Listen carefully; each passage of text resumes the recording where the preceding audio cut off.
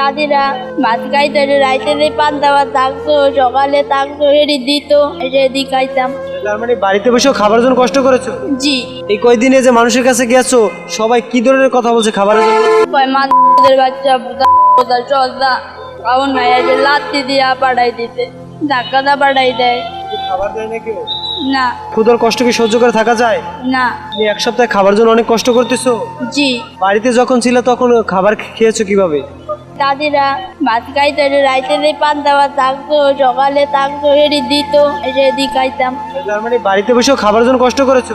জি। তোমার বাবার সাথে কখনো বলছো ফোনে, বাবা আমার তো ভাত দেয় না দাদা দাদি? মোবাইল দেয় না, মোবাইল ধরলে পলাই পলাই লাইট দেয়। তোমার বাবার সাথে কথা বলতে যখন চাও তখন তোমার বিভিন্ন ধরনের কথা বলে?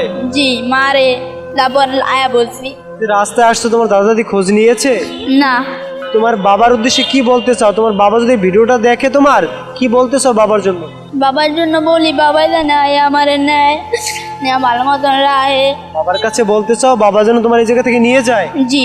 রাস্তায় থাকতে আর ভালো লাগতেছে না? না বাবা, আমি এয়ারপোর্ট থাকি, রেল স্টেশন, আমার এত লয়ে যাও, আমার ভালো লাগে না, কষ্ট হয়, আমাকে নিয়ে যাও, আমার আর ভালো লাগে না।